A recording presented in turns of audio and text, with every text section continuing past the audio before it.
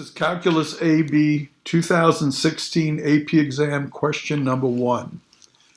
Okay, so let's read the question. It says, water is pumped into a tank at a rate of W of t, which is equal to 2,000, whatever, E minus t squared over 20. When you read it, you don't have to worry about little details. Okay, liters per hour over a period t goes from 0 to 8. Okay, where t is measured in hours. Water is removed from the tank at the rate modeled by this table up here. Okay, and again, this is liters per hour. You got to be very careful about units. Matter of fact, it's a little confusing because if you look at this, you'd want to think that W stands for water. Well, W doesn't. W stands for water per hour or liters per hour. And sometimes I think they do that to try and confuse you a little bit, okay? Really got to learn to look at units, okay? It says where R is differentiable and decreasing, very important, over the interval. And it says selected values of R of t are shown in the table.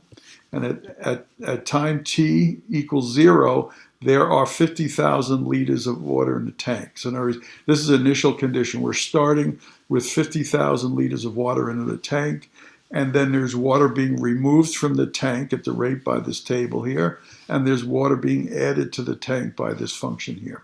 That's what they're kind of telling us, okay? So let's look at the question here. First question, part of the question, part A. So it says estimate R prime of 2 and show the work that leads to your answer. Indicate units of measure. Be careful. Whenever you see units in a problem, you know you're probably going to get a point for units. You don't want to lose a point for that. Okay? Now, R prime of 2. R prime would be the derivative of R, which would be the slope. Okay?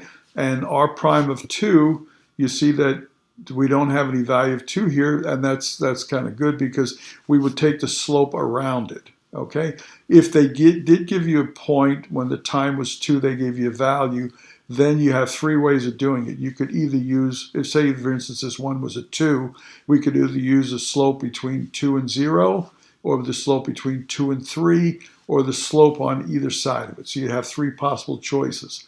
When the point is not there, you must use the closest point on either side. So 2 fits in here, so you need to use a slope between times 1 and 3.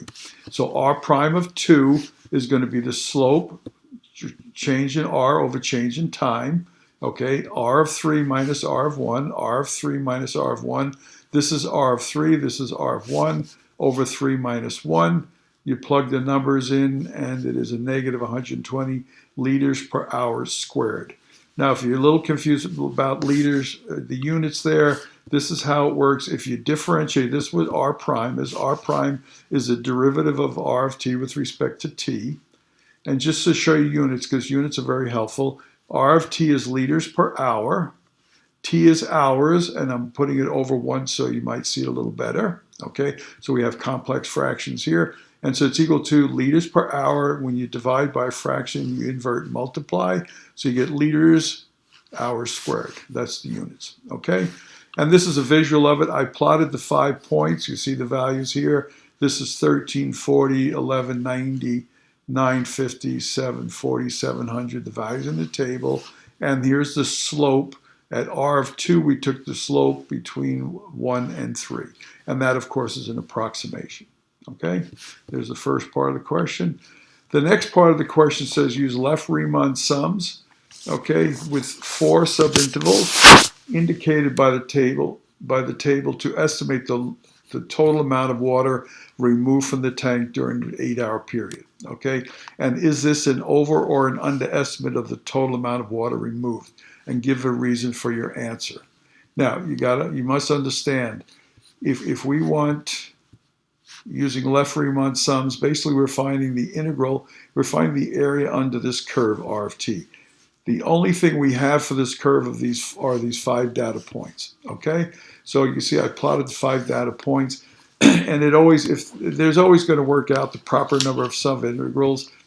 If I'm going to break this up into left-Riemann sums, so that's rectangles, and I'm using 4 subintervals. Well, if you go 0 to 1, that's 1 interval. 1 to 3 is 2 intervals. 3 to 6, that's the third. 6 to 8, that's the fourth, okay? So I broke up, here's the points, and you break up the intervals, okay? This says left Riemann sums. So I go to this first interval between 0 and 1, and I look at the left side, the point here, and that's the height of my rectangle. Okay, I go to the second subinterval or the second partition, and the left part value is 1190. That's the second point right here, and that's the height of my rectangle. That's the left Riemann sum. Go to my next interval between 3 and 6, and the left Riemann sum would be the left side of this interval or partition, which is up here at 950, and the left side of this partition is up here at 740. So if you just looked at the data this way, here's the one partition, left side. Here's the next partition, left side.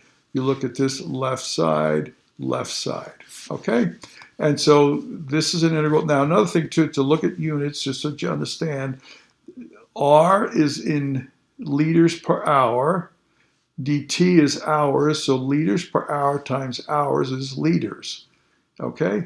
And again, this is an area under a curve, so if you look at it this way, if I want to know what the area under this rectangle was, if I just find the height of this rectangle is liters per hour, and the base of this rectangle is in hours, so if I multiply liters per hour times hours, I get liters, and that's water, okay? So here you go, and you gotta be careful. A lot of times, they will give you the intervals have the same thicknesses, but in this case they did. So in other words, the base of this one interval is 1. The second interval goes from 1 to 3, so its base is 2. So I just put the bases down here. The base of this interval 3 to 6. 3 to 6 is 3, and 6 to 8 is 2. Okay, so the area. So it's just a matter of area of rectangles. So the area of this is you're approximating the area under this curve by these 4 rectangles. And remember, we don't know what this function looks like. We've only taken data points at these 4 or 5 points. We have no idea what the function is doing in between those points. The only thing we do know that it says it's a decreasing function, which means it's going down. Okay, so the first subinterval is 1 times the base is 1 times the height is 1340.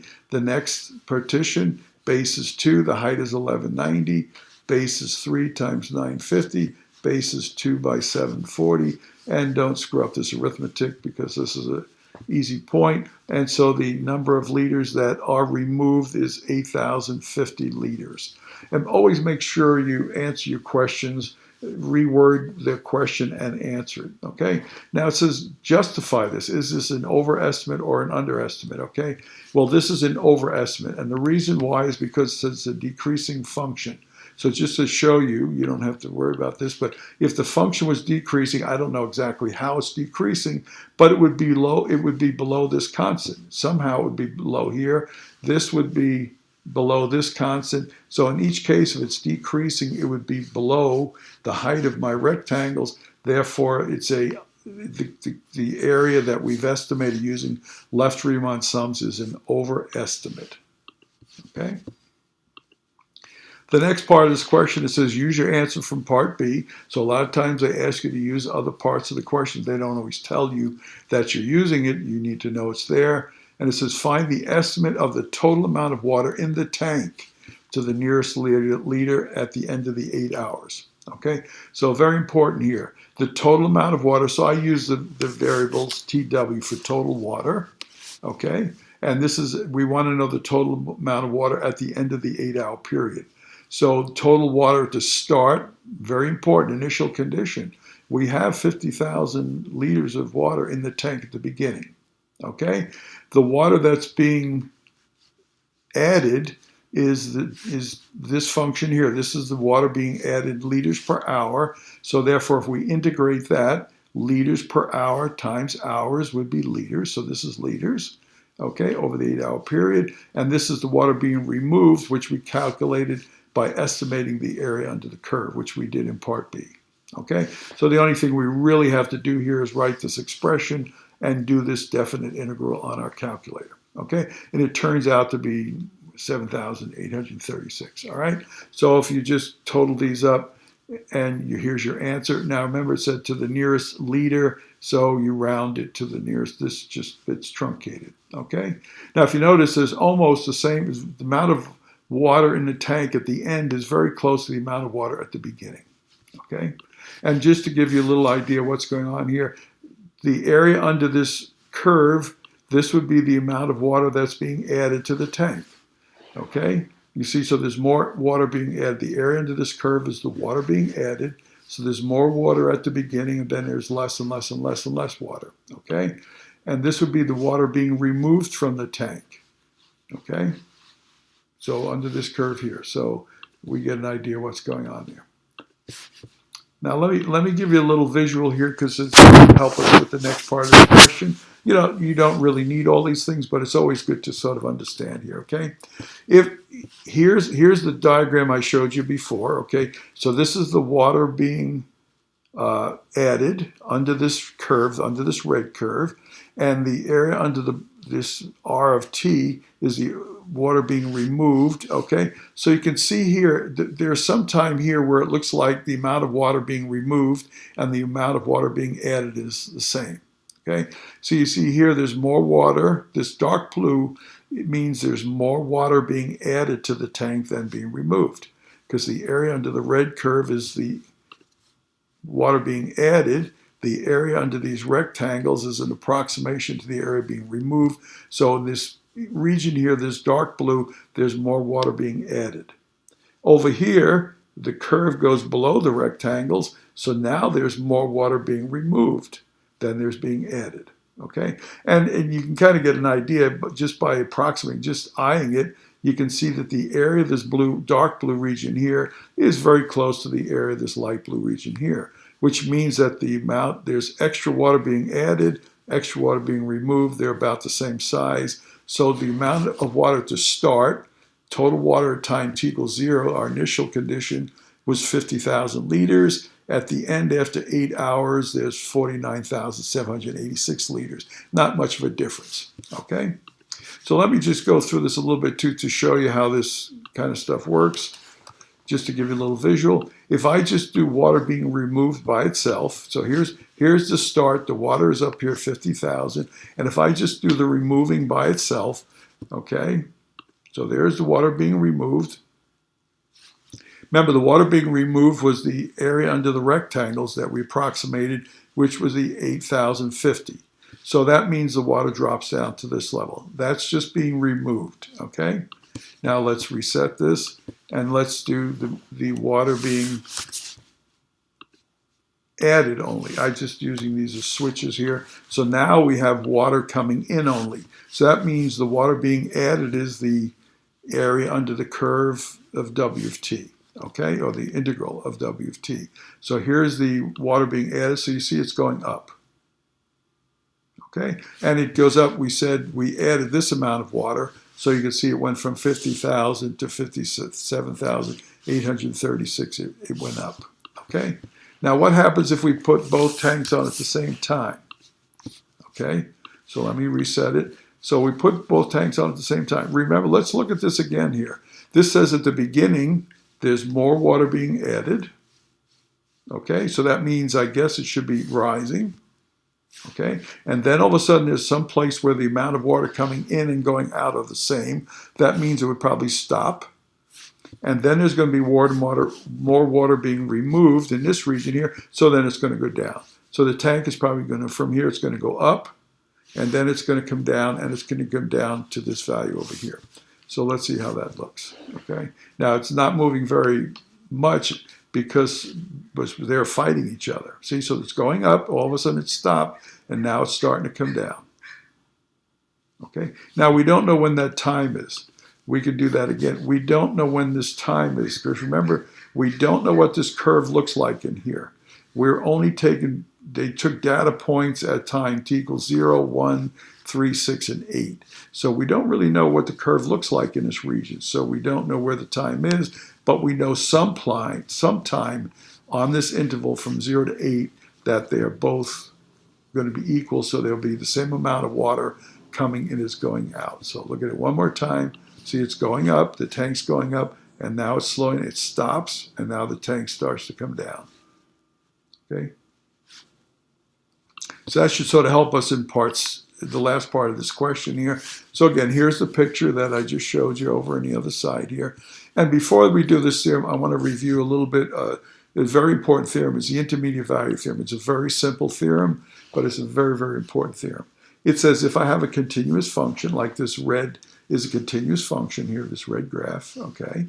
If the function is pretty obvious, if it goes from positive to negative, then it must cross 0, okay? Or if it goes from negative to positive, it must cross 0. Okay. Actually, this theorem can go beyond that. In other words, if this value was up here at, say, about +2, and this value was down here around -2, so if it was continuous, that means it would go across every value from +2 to -2. Okay? And same thing over here. It would cross all the values, say, from -1 up to +2. Okay? But normally we're looking for zeros. Okay? So we're going to use this theorem in this part. And the reason we have to use that theorem, well, let's read the question first and then we'll see why. It says, on the interval from 0 to 8, is there some time? This should kind of be a hint in a way, by the way, because if it says, is there some time, usually if they say find t, that means we can find a specific time. But they say, is there a time when the rate at which the water being pumped into the tank is the same as the rate at the water is being removed from the tank? And explain why or why not. Okay, so we can't, I mean, this is what you'd want to do. You'd say, well, let's find the intersection of this curve W of t and this horizontal line here. I think it's at 950 or something like that, okay? But you can't do that because you don't really know what the curve looks like in there, okay? So they want you to use the intermediate value theorem. So if you notice, man, we talked about here, there's more water coming in. The W of t was the water coming in. R of t is the water being removed. So there's more water coming in than going out. And over here, there's more water being removed than coming in. Okay? And we'd have to show that. You can't just say, look at the graph and see that. So we're looking over here at W of 0 and R of 0. W of 0 is 2,000. If we look at this function here, if we let t equal 0, then this term is going to be e to the 0, which is 1. So it's 2,000. R of 0 was the height of this first rectangle, was 1340. Okay, so you can see that W of 0 is greater than R of 0. Okay, that means that W, if I bring the R of 0 to the other side, W of 0 minus R of 0 is greater than 0, which basically says it's positive. Okay, if we looked at 8, over here time t equals 8, if we went for W of 8, if you remember, well, we'd have to find W of 8, which would be the integral under this curve from 0 to 8. Excuse me. We have to find W of 8 is just the point when t is 8. Okay, so you just plug 8 into here, and you find the value. And the value is 815244. And we know R of 8 was over here. That was the height of this. Over here, this was just 700, this one value. This is from the table, okay? So obviously now, you see W0 is less than R of 0. This is 81, this is 700. Excuse me, W of 8 is less than R of 8. So W8 is less than R of 8, which means if I subtract now, W8 minus R of 8 is going to be less than 0 or negative. So now we can use the intermediate value theorem, because W of 8 minus W minus R is a continuous function, okay? And then by the intermediate value theorem, there must be some point t on the interval from 0 to 8. That's all we know, is it's someplace between time t equals 0 and t equals 8, since it goes from positive to negative at some time on an interval where this must cross 0, okay? And then it's a good idea to answer the question, at this time t, we don't know where it is, it's between 0 and 8. The rate at which the water is being removed is the same as the rate at which the water is entering the tank. Okay, let's look at point value now. Here, you notice R prime, they're showing you all these steps, and so you get 1 point for the estimate, which is minus 120, and 1 point for the units. Okay. The next part here, it says they give you 1 point for using the left Riemann sum. So this would be the left Riemann sum would be R of 0, R of 1. Those are the left sides of the partitions. Okay, R of 3, R of 6. You get 1 point for the estimate, which is 8050, and 1 point for the overestimate because it was a decreasing function. All right. This part here, they gave us the 50,000 liters of water at the start of the problem. This was given, we got from part B, so you got a point for this integral, so or a point for writing the integral, okay, and then you got 1 point for the estimate. And this last part here is as long as you considered, you see you got a point for considering WT and R of t, WT minus R of t, and that's what we use, and then you get 1 point for the explanation. All right.